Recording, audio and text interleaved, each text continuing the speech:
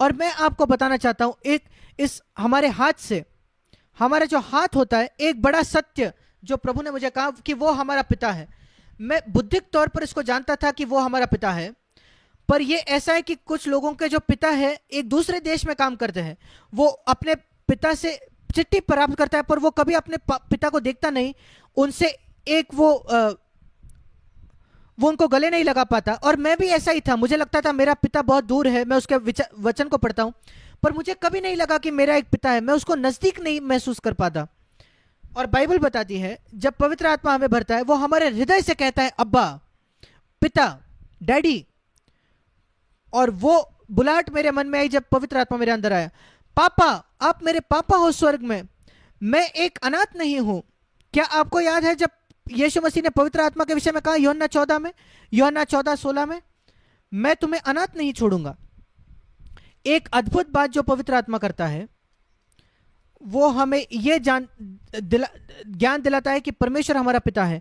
हम बौद्धिक तौर पर इसको जानते हैं, पर वो मेरे जीवन में सत्य हो जाता है। मैं इसको अंत करना चाहता हूं इस बात से, मेरी हाथ की ओर देखिए। जब मैं किसी बात को अच्छे से पकड़ना चाहता हूं, टाइट पकड़ना चाहता हूं, मुझे एक अच्छी ग्रिप चाहिए, पकड़ चाहिए, ऐसे मैं उसको 2 उंगलियों से पकड़ सकता हूं, पर वो एक मजबूत पकड़ नहीं है। पर अगर पूरे हाथ से पकड़ो तो एक मजबूत पकड़ है। मैंने वहां देखा और मेरे मसीह जीवन पर ऐसे मैंने पकड़ पाई। ये जो हमारा पंजा है,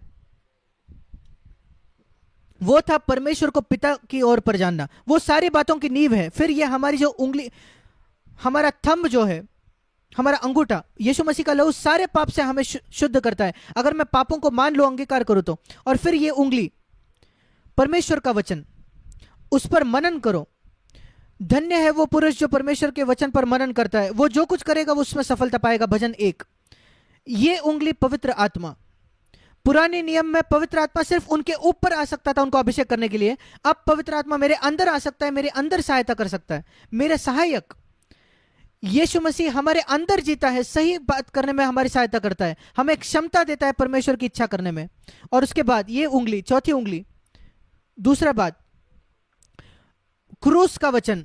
अगर कोई मेरे पीछे आना चाहे, वो अपना इनकार करे, अपना क्रूस उठाकर हर दिन मेरा पीछा करे, अपने आप के लिए हर दिन वो मरे। और आखिरकार परमेश्वर मसीह की देह, दूसरे लोगों से संगति। और ऐसा मेरा मसीह जीवन बदल गया।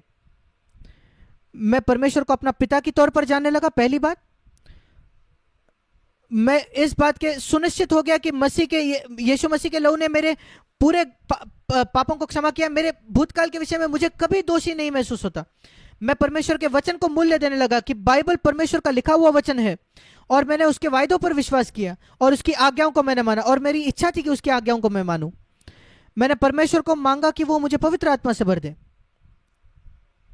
वो चौथी बात है, परमेश्वर को पिता की तौर पर जानना, मसीह की लहू से शुद्ध होना, परमेश्वर के वचन को प्राप्त करना, पवित्र आत्मा से भरपूर होना। और उसके बाद हर दिन मुझे यह इच्छा होनी चाहिए कि मैं अपने आप के लिए मर जाऊं। कोई भी परिस्थिति में, कोई मुझे चोट पहुंचाता है मैं मरता हूं, कोई मुझे अपमान करता है, अपने आप के लिए मैं मर जाऊं। अगर कोई मेरा फायदा उठाता है, मैं अपने आप के लिए मर जाऊं, पीछे उससे मैं पलट कर जवाब नहीं देता हूं। एक मरा हुआ व्यक्ति कोई प्रतिक्रिया नहीं देता। मैं कई बार सोचता था कि अगर एक मरा हुआ व्यक्ति यहां पड़ा है, उसको अपमान करे तो वो कैसे प्रतिक्रिया देगा, वो कोई प्रतिक्रिया नहीं देगा। अगर कोई उसकी सराहना करे तो कोई प्रतिक्रिया नहीं। लोग टीका करे तो भी मरा हुआ, लोग सराहना करे तो भी मरा हुआ। और अंतिम भाग में, इसके अलावा मैं मसीह जीवन जी नहीं सकता। दूसरे लोग जो इसी मार्ग से चलते, वैसे संगति में करना चाहता हूं, 2 या 3 क्यों ना हो। इन बातों से मेरा जीवन बदल गया। इन बातों से मैं सीख पाया कि मसीह के दुल्हन का मैं कैसे भाग बन सकता हूं। मसीह की दुल्हन एक व्यक्ति नहीं है, वो लोगों का झुंड है। पुराने नियम में एक व्यक्ति संभव था, मूसा, नूह, हनोक, दानियल, यशायाह, यिर्मयाह, पर नई वाचा में नहीं। नई वाचा में एक शरीर है, एक देह है। यीशु मसीह उत्कृष्ट मनुष्यों को नहीं बना रहा, वो मसीह के देह का निर्माण कर रहा है, जो जिसका सिर वो है। हम सब उसके अंग है, पर हमें दूसरे अंगों से भी सहायता करनी है, संगति करनी है।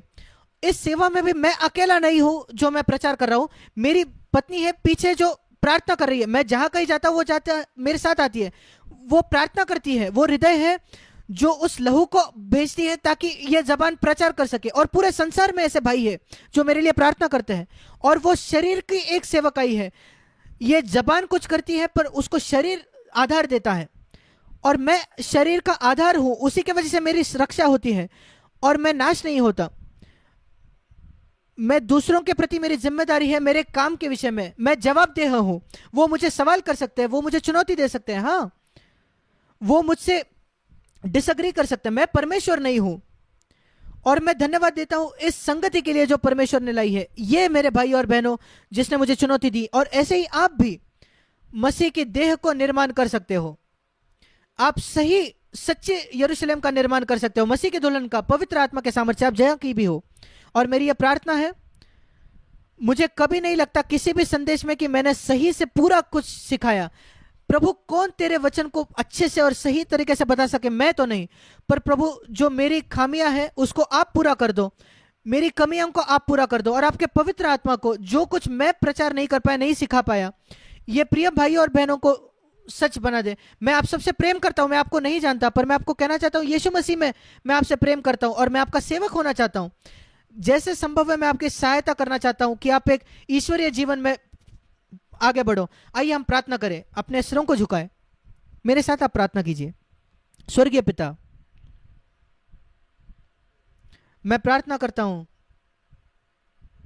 कि आप हर एक व्यक्ति की सहायता करो जिसने आपके वचन को आज सुना है, कि वो इसको याद रखे कि उन्होंने क्या सुना। पवित्र आत्मा की सहायता से आप उनको सही समय पर याद दिलाए। और प्रार्थना करता हूं प्रभु कि वो उनके जीवन में इसको सच्चाई को लाए, कि ज्ञान से बढ़कर ये उनके जीवन में असली हो जाए, सच हो जाए, वास्तविक हो जाए। उन सबको आपके हाथ में समर्पित करते हैं। उसमें हर एक को, जो कोई संघर्ष से गुजर रहे हैं, कठिनाइयों में, उनको प्रोत्साहित कीजिए। जो बीमार है उनको चंगा कीजिए, शारीरिक तौर पर चंगा कीजिए। जो संघर्ष कर रहे हैं, उनके बच्चे गलत मार्ग पर है, उनको वापस लाइए। उनकी जो कोई जरूरत है,